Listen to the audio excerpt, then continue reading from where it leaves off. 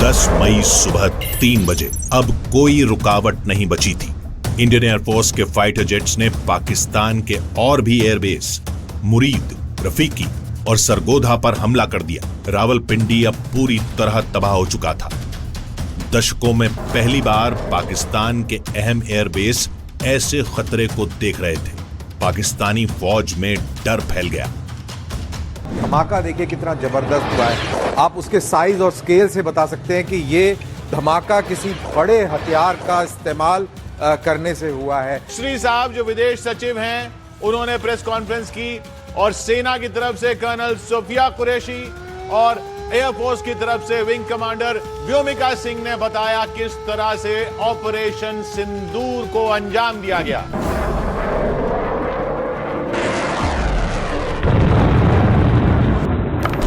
लेकिन जो हमला पाकिस्तान को पूरी तरह झुका गया वो था सरगोधा एयरबेस पर किया गया सटीक प्रहार। सरगोधा की लोकेशन केरन हिल्स के पास है, जो पाकिस्तान का न्यूक्लियर वेपन स्टोरेज जोन माना जाता है। जैसे ही हमला हुआ, पाकिस्तानी मिस इंफॉर्मेशन मशीनरी चालू हो गई। अफवाहें उड़ाई जाने लगी कि न्यूक्लियर लीक हो गया है, लेकिन जल्द ही इन सब बातों को सिरे से खारिज कर दिया गया। फिर भी यह ऑपरेशन का टर्निंग पॉइंट था, जिसने पाकिस्तान के मजबूत बताए जाने वाले रेजिस्टेंस को पूरी तरह तोड़ दिया।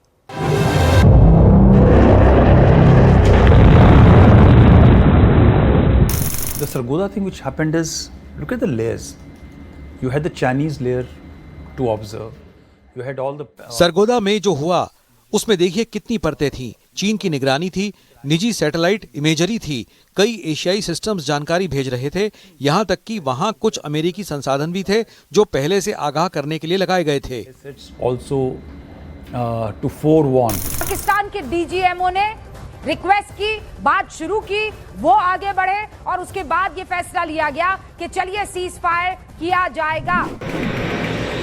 जब भारत ने पाकिस्तान के 11 एयरबेस को बर्बाद कर दिया, तो रावलपिंडी में बैठा वो शख्स जिसे पाकिस्तान की सुरक्षा का जिम्मा मिला था, एक बंकर में छिपा हुआ था। उसके करीबी अफसर उसे बता रहे थे कि उसकी फौज कितनी शर्मिंदगी झेल रही है। कई सैनिक मारे जा चुके थे, एयर डिफेंस सिस्टम बर्बाद हो चुका था, फौज का हौसला मिट्टी में मिल चुका था। आखिरकार उसने झिझकते हुए सफेद झंडा लहराया। पाकिस्तान के डीजीएमओ ने सीज फायर के लिए कॉल किया। भारत का मिशन पूरा हुआ, पाकिस्तान ने हार मान ली। हमारी कवरेज का ये सबसे बड़ा पल था। हमारे सिक्योरिटी एडिटर मनोज गुप्ता इस ऑपरेशन की कवरेज को देख रहे थे और वही सबसे पहले ये जानकारी लेकर आए कि पाकिस्तान ने भारत की हॉटलाइन पर कॉल करके सीज फायर की मांग की है। इस्लामाबाद गिड़गिड़ा रहा था, पाकिस्तान की हार सामने आ चुकी थी। जब नई दिल्ली में इसकी औपचारिक घोषणा करने की तैयारी चल रही थी, उसी बीच अपने अति उत्साह के लिए जाने जाने वाले अमेरिका के राष्ट्रपति डोनाल्ड ट्रंप ने सोशल मीडिया पर पोस्ट की और सीज फायर कराने का दावा करने लगे। लेकिन भारत ने तुरंत साफ कर दिया कि कोई तीसरी पार्टी मध्यस्थ नहीं थी। पाकिस्तान ने सीज फायर की मांग की और कहा कि हम फायर नहीं करेंगे, तो भारत ने भी कहा कि अगर उधर से हमला नहीं होगा तो इधर से भी नहीं होगा। Military operations of Pakistan called the Director General of Military Operations of India at 15:35 hours earlier this afternoon.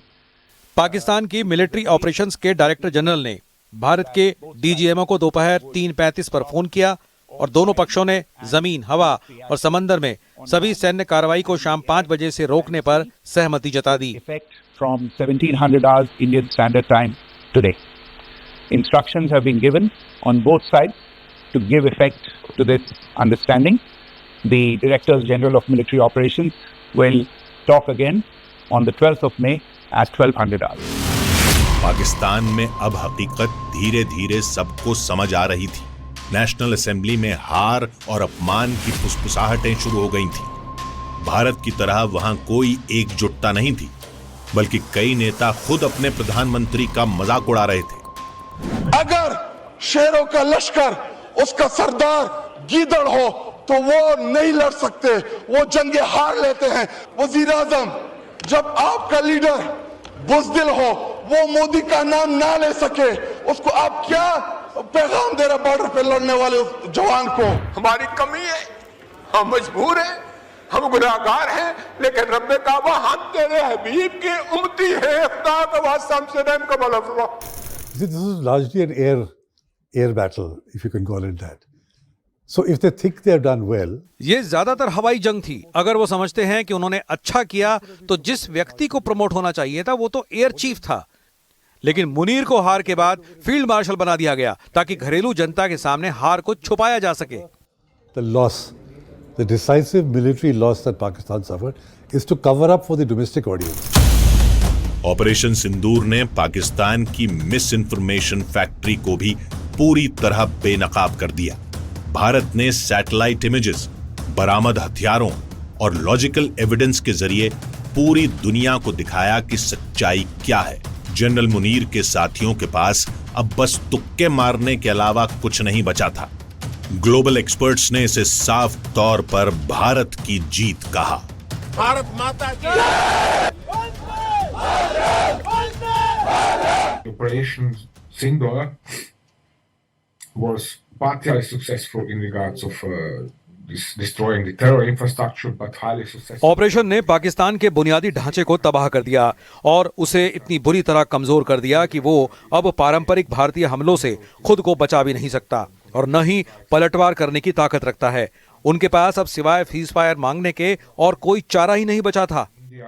And had no other option but to sue for ceasefire.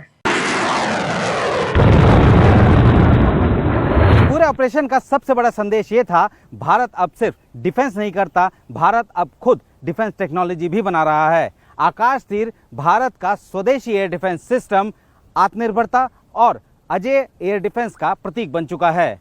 आकाश तीर को अलग बनाती है इसकी तकनीक, जिसने इसे एक साथ कई हवाई हमलों से निपटने में सक्षम बनाया।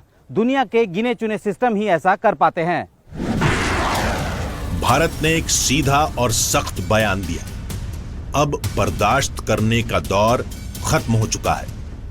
भारत के आम लोगों पर हमले हुए, धार्मिक जगहों को टारगेट किया गया, ड्रोन वॉरफेयर को हथियार बनाया गया। अब से भारत के एक्शन का नया नियम होगा।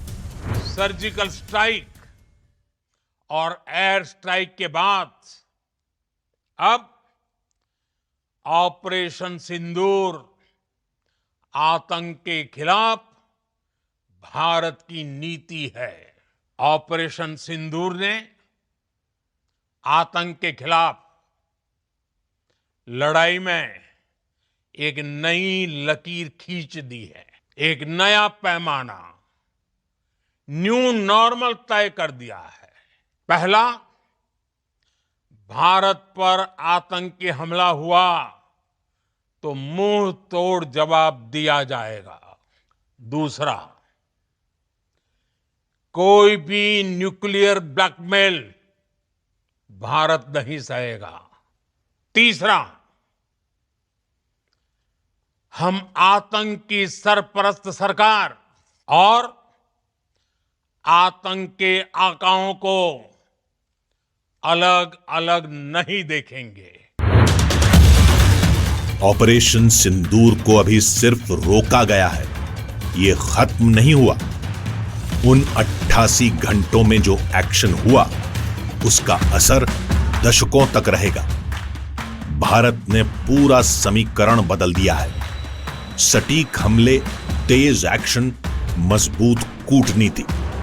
पाकिस्तान का डिनायल प्लान अब बिखर चुका है। अब एक नए चैप्टर की शुरुआत हो चुकी है, जहां आतंक बर्दाश्त नहीं किया जाएगा, करारा जवाब मिलेगा और किसी भी उकसावे की कीमत अब पहले से ज्यादा चुकानी पड़ेगी। आज देश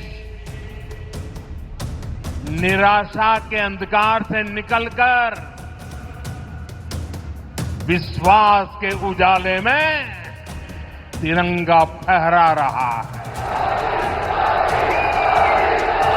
22 तारीख के हमले के जवाब में हमने 22 मिनट में आतंकियों के 9 सबसे बड़े ठिकाने तबाह कर दिए। दुनिया ने और देश के दुश्मनों ने भी देख लिया, जब सिंदूर बारूद बन जाता है तो नतीजा क्या होता है।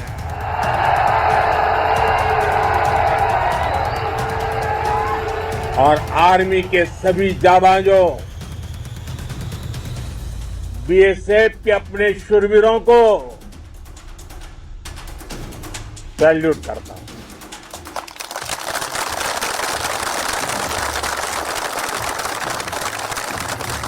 आपके पराक्रम की वजह से आज ऑपरेशन सिंदूर की गूंज हर कोने में सुनाई दे रही है।